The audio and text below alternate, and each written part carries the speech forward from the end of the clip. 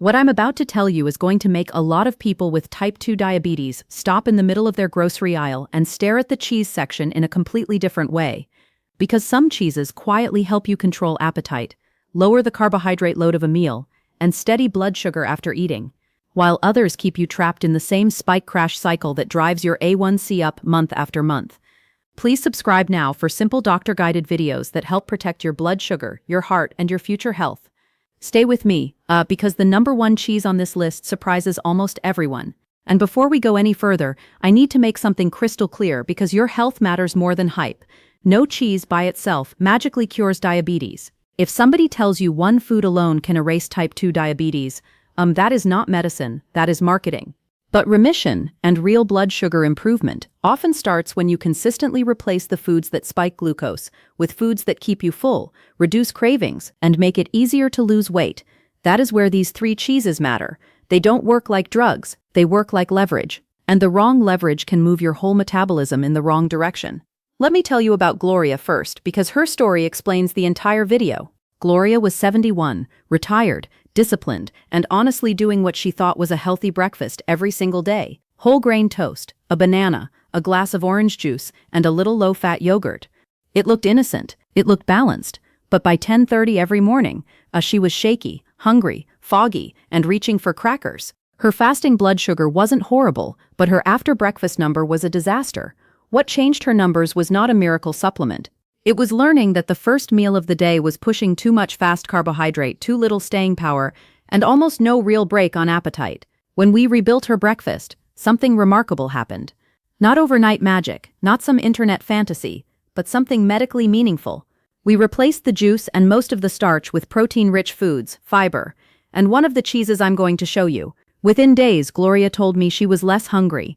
Within weeks, her after-meal glucose swings were noticeably smaller. Within a few months, along with weight loss and better portion control, her numbers improved enough that her doctor started discussing medication reduction. That is how this works in real life. Not with one superfood, with a smarter pattern that makes high blood sugar harder to create in the first place. And that brings us to the most important idea in this whole script, because if you miss this, you will misunderstand every word that follows. Type 2 diabetes improves fastest when you lower the total glucose burden your body has to handle, especially from refined carbohydrates and oversized portions. The cheeses on this list help because they are naturally low in carbohydrate, satisfying, and easy to use as replacements. But the pairing matters. If you put the right cheese on top of white bread, sugary fruit jam, or a mountain of crackers, you can still drive your glucose through the roof. The cheese is not the only story. The cheese plus the context is the story. Now I'm going to start with number 3, and don't underestimate this one just because it's first on the list. In some people, this cheese lowers the total carbohydrate load of a meal so fast that their glucose meter tells the story within days. But it also comes with a hidden trap that makes many seniors think it's helping when it's actually hurting. Number 3 is feta cheese. And the trap is not the cheese itself. The trap is what people eat it with. If you use feta correctly, it can become a powerful blood sugar-friendly flavor tool. If you use it carelessly, it becomes decoration on top of a high-carb meal that changes nothing. Let me tell you about Martin, 68 years old, who loved big lunch salads and couldn't understand why his sugars were still high afterward. He would say, "Doctor, I'm eating salad every day. How is my blood sugar still climbing?" But when we broke the meal apart, the problem was obvious. His salad was really a bowl of hidden sugar and starch, sweet dried cranberries, glazed nuts, bottled dressing, and a thick pile of croutons. The feta was there, but it was not rescuing the meal. It was just sitting on top of a glucose bomb. Once we removed the croutons and sweet add-ins, the same salad started behaving like a different lunch entirely. Here's why feta can help when used properly. Feta is strong, salty, and intensely flavorful, which means a little goes a long way. That matters more than people realize. Foods that give you satisfaction in a small amount can make portion control easier without making a meal feel sad, bland, or restrictive. And that matters in diabetes because if every meal feels like punishment, the plan never lasts. Feta also gives you protein and fat with very little carbohydrate, so it doesn't send blood sugar climbing the way a bowl of chips, crackers, or sweetened yogurt can. It can turn cucumbers, tomatoes, olives, leafy greens, and grilled chicken into something you actually want to keep eating. But here's the mistake almost everyone makes with feta, and it's a big one. They treat it like a health halo. They think, I added feta, so this meal must be good for my diabetes. No, If the base of the meal is bread, pasta salad, sweet dressing, or a giant wrap, the blood sugar problem is still there. Feta helps most when it replaces high-carb fillers, not when it gets sprinkled on top of them. That distinction is everything. A tablespoon or two of feta over vegetables, eggs, or grilled fish can support control. Feta stuffed into a pastry, layered onto pizza, or buried in a deli wrap can still leave you chasing your glucose all afternoon. There's another caution with feta, and I need you to hear this because too many people focus only on carbs and forget the rest of the body. Feta can be high in sodium. If you have high blood pressure, swelling, heart failure, or kidney concerns, this matters. A diabetes-friendly food still has to fit the whole patient, not just the glucose number. That means small portions, reading labels, and paying attention to the rest of the day's salt intake. The reason I keep feta at number 3 is simple. It is powerful because it gives flavor fast, helps reduce dependence on starch-heavy sides, and can make vegetables easier to enjoy. But portion and pairing decide whether it helps you or fools you. Now before I show you number 2, I need to tell you about the emotional side of diabetes eating, because this is where most plans fail. People assume the best diet is the one with the strictest rules. It isn't. The best diet is the one you can live with long enough to let your body change. And number 2 works beautifully because it feels familiar, comforting, and easy to build into meals you already know. It's not exotic, it's not expensive, and when used correctly, it can replace the exact fast-carb foods that keep many people stuck. Number 2 is part-skim mozzarella, especially fresh mozzarella, used in balanced meals instead of bread-heavy or cracker-heavy snacks. Let me tell you about Diane, 73, who had a ritual every evening. Around 8 p.m., she would sit down with just a little snack, and that little snack was never little. Crackers, pretzels, maybe half a bagel, sometimes a handful of chips. She wasn't hungry from lack of discipline. She was hungry because her earlier meals weren't satisfying enough. Once we swapped that evening starch ritual for sliced tomatoes, cucumber, a little part-skim mozzarella, olive oil, black pepper, and sometimes turkey or chicken, 2 things happened almost immediately. First, her nighttime cravings dropped. Second, her morning sugar stopped greeting her like she'd spent the night eating dessert. Mozzarella works for a reason that sounds almost too simple to matter, but it matters enormously. It is low in carbohydrate, gives you protein, and in part-skim form can lower the saturated fat load compared with many richer cheeses. That means you get a satisfying, blood sugar-friendly food without turning every snack into a calorie bomb. Fresh mozzarella also pairs beautifully with foods that are naturally diabetes-friendly, like tomatoes, basil, eggs, grilled vegetables, and lean protein. This gives it a special advantage. It slides into real meals, not fake diet food. Real meals that feel normal, social, and sustainable. And sustainable choices are the ones that improve a one for real. But mozzarella has a hidden danger too, and this is where people sabotage themselves without even noticing. They say they're eating mozzarella, but what they're actually eating is pizza, breaded cheese sticks, giant sandwiches, or packaged snack kits full of white crackers. The cheese becomes the excuse for the carbohydrates around it, and then they blame their body, when the problem was the meal architecture all along. I need you to hear this clearly. Mozzarella on tomato slices is one food. Mozzarella inside a thick crust pizza with sugary sauce is a completely different metabolic event. Same cheese, completely different blood sugar outcome. Context changes everything. Let me explain the mechanism in plain English, because once you understand it, you won't unsee it. Carbohydrates are the main nutrient that raises blood sugar the fastest. Protein and fat don't hit blood glucose in the same immediate way. So when you build a meal around lower-carb foods and use cheese strategically, you can reduce the speed and height of the glucose rise after eating. Harvard's nutrition guidance talks about how fat and fiber can slow the conversion of a meal into sugar, and diabetes nutrition guidance consistently emphasizes that carbs are the biggest driver of blood sugar changes. That's why mozzarella can help when it displaces refined starch instead of sitting beside it. And there is one more reason I like part-skim mozzarella for many older adults. It is gentle. It doesn't require complicated recipes. It doesn't ask you to become a different person. Some of the best blood sugar changes happen when people stop trying to eat like social media influencers and start building boring, repeatable wins. A couple of slices of mozzarella with eggs. A caprese-style plate with tomatoes and chicken. Melted mozzarella over sautéed vegetables instead of toast on the side. That's not glamorous, but it's the kind of repetition that lowers decision fatigue. And the fewer exhausting food decisions you have to make every day, the more likely you are to stick with the pattern. But even mozzarella is not number 1. Because the number 1 cheese on this list has something the others don't.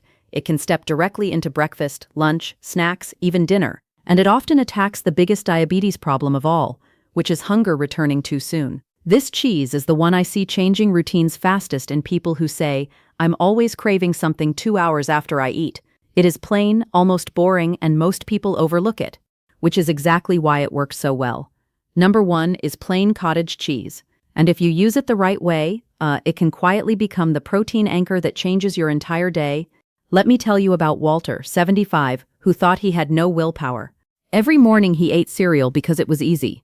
Sometimes oatmeal with honey, sometimes toast with jam, sometimes healthy granola, and every late morning he was hungry again, searching the kitchen like someone who hadn't eaten at all. He blamed himself. He thought the problem was discipline, but the real problem was breakfast structure. Once we shifted him toward plain cottage cheese with cinnamon, chia seeds, a few berries, and sometimes a boiled egg on the side, his appetite pattern changed so dramatically that he called my office just to say, "I don't know what happened, but I'm not hunting for crackers anymore."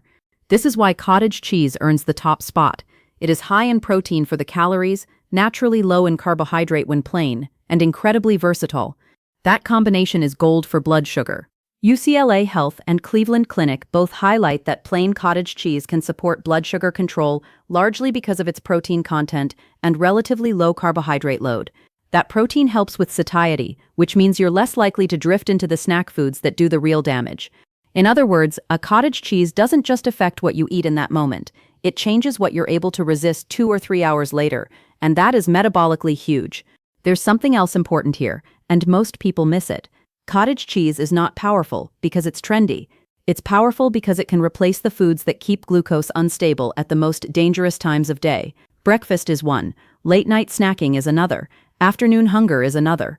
If you can take a person who usually grabs cookies, crackers, cereal, toast, or sweetened yogurt and move them toward a protein-rich, lower-carb option that actually satisfies them, you reduce repeated glucose surges without making them feel starved. That is exactly the kind of shift that supports better A1C, weight loss, and in some people movement toward remission over time. But now I need to warn you about the cottage cheese trap, because number 1 can also become the number 1 disappointment if you buy the wrong version. I'm not talking about cottage cheese itself. I'm talking about what manufacturers and consumers do to it.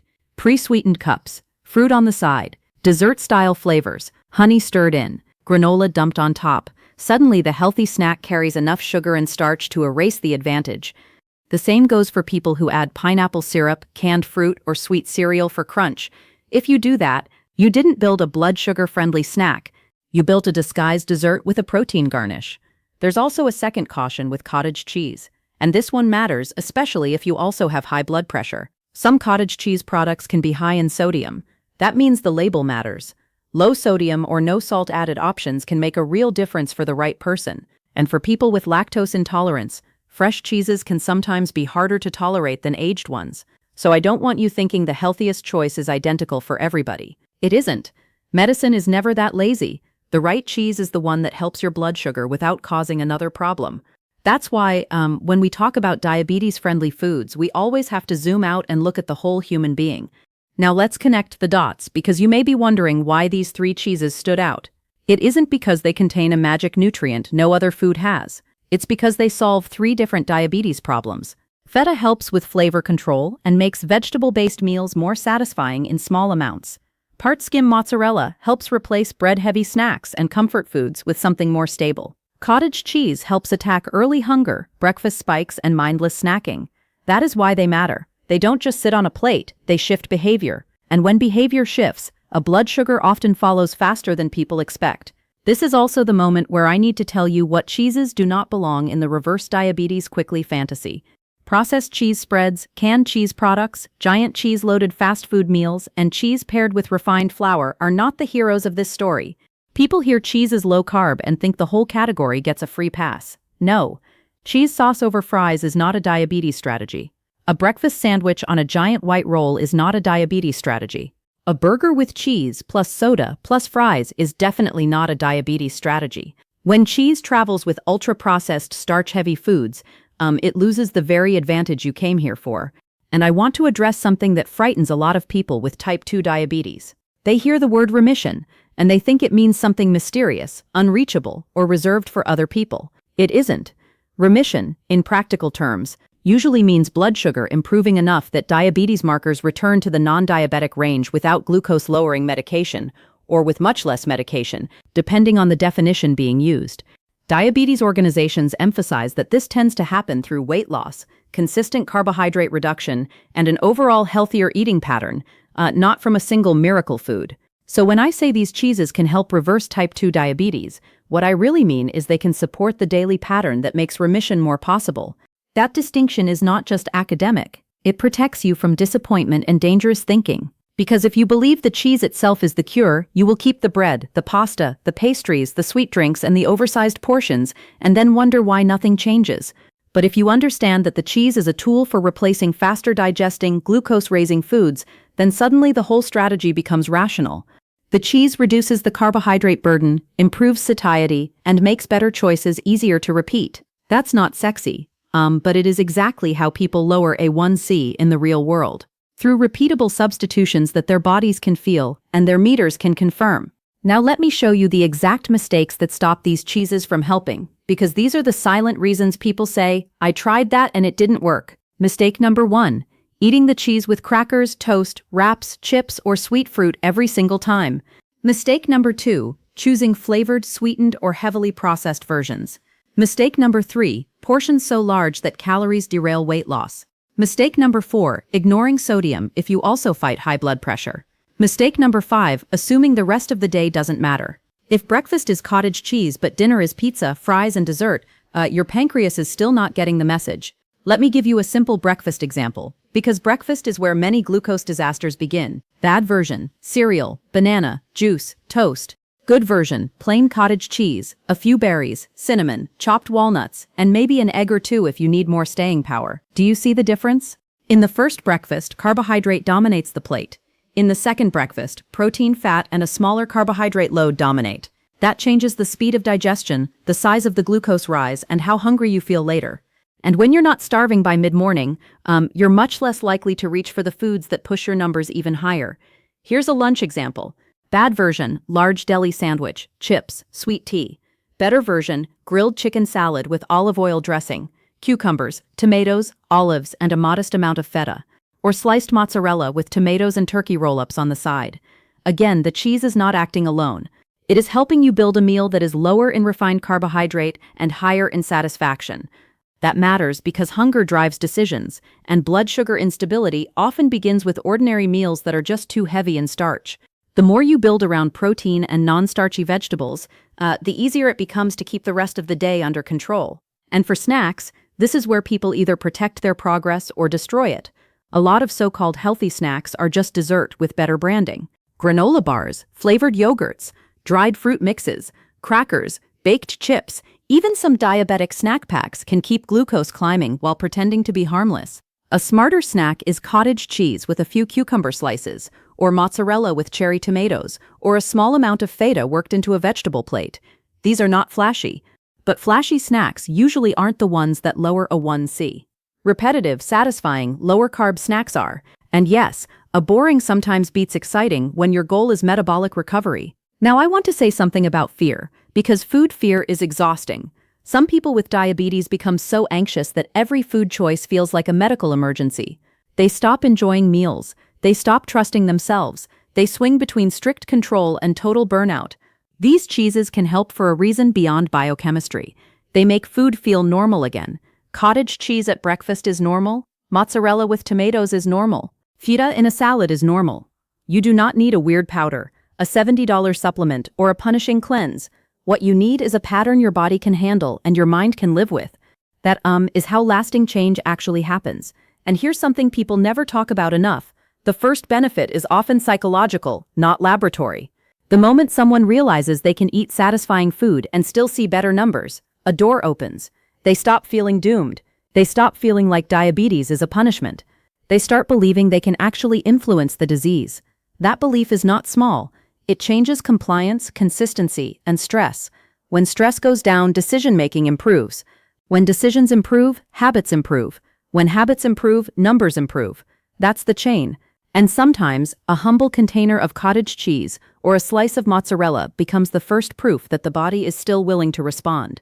So let me rank them clearly for you again. Number 3, feta. Because a small amount adds enough flavor to make vegetable-based, lower-carb meals satisfying, but you must watch sodium and the foods around it. Number 2, part-skim mozzarella, because it fits beautifully into easy, repeatable meals and snacks while keeping carbohydrate low and satisfaction high. Number 1, plain cottage cheese, because it directly helps with fullness, breakfast structure, and the cravings that drive repeated blood sugar spikes. That is the ranking. But the deeper truth is this: whichever one helps you consistently replace high-carb foods is the one that will change your blood sugar fastest. That is the real winner. Now I want to show you the exact daily pattern I would love many seniors with type 2 diabetes to experiment with for 1 or 2 weeks. Breakfast: plain cottage cheese, cinnamon, a small amount of berries, maybe chia seeds or walnuts. Lunch: grilled protein with salad, olive oil dressing, and a little feta. Snack if needed: mozzarella with cucumber or tomato. Dinner: fish, chicken, tofu, or lean meat with non-starchy vegetables, and if you like, a measured portion of one of these cheeses worked into the meal. No juice, no sugary coffee drinks, no mindless crackers. If you do that consistently, your meter may tell a very different story sooner than you expect. And if you want even faster feedback, there is one simple thing you can do that changes everything. Check your blood sugar before a meal, and then again 1 to 2 hours after. Do that with your old breakfast. Then do it with a cottage cheese breakfast. Do it with your old evening snack. Then do it with mozzarella and vegetables instead. Your own body will show you more clearly than any argument online, because the most powerful nutrition lesson is the one your meter teaches you directly. When people see a calmer curve with their own eyes, they stop guessing, they stop debating. They start trusting the pattern that actually works. Before we finish, I need to talk about quantity, because even healthy foods can become a problem when portions turn careless. Cheese is not carb-heavy, but it is still calorie-dense in many forms. If your goal is remission, weight loss often matters enormously, which means large cheese portions can still slow progress. That's why these cheeses help most when they are used strategically, not recklessly. A moderate portion that replaces bread, crackers, pastries, or chips is helpful. A huge bowl of cheese on top of everything can work against you. So use cheese like a tool, not like a loophole. That's the difference between progress and self-sabotage, hidden under melted comfort food. Let me also save you from a common marketing trap. Low fat does not always mean better. Sometimes lower fat versions are perfectly useful, like part-skim mozzarella. But sometimes the product becomes less satisfying, more processed, or paired with extra sugar to improve taste. You still have to read the label. You still have to ask whether the food actually helps you stay full and keep carbs down. Because if a food is technically lighter but leaves you raiding the pantry an hour later, it failed you metabolically. The goal is not to win a label reading contest. The goal is to create a meal pattern that keeps blood sugar stable and appetite reasonable. So if you remember nothing else from this video, remember this sentence: the cheese is not the cure, the replacement is the cure. These 3 cheeses matter because they help push out the foods that keep glucose high and hunger constant. Feta helps flavor lower carb meals. Part-skim mozzarella helps replace bread-centered snacks and comfort foods. Plain cottage cheese helps control hunger and reduce breakfast spikes. Used properly, they can become fast-acting allies in better blood sugar control. Used carelessly, they become just another internet myth. The difference is your routine. The difference is what they replace. And the difference can show up on your glucose meter faster than you think. If this video helped you, take one of these cheeses and test it this week in place of the meal or snack that gives you your worst spike. Not in addition to it, in place of it. That's where the benefit lives. Track how you feel. Track your hunger. Track your numbers. Then build from there. Because type 2 diabetes often improves not when you find one magical food, but when you finally stop repeating the foods that keep hurting you. Thank you for spending this time with me. Take care of yourself. Keep protecting your blood sugar one decision at a time. And I'll see you in the next video.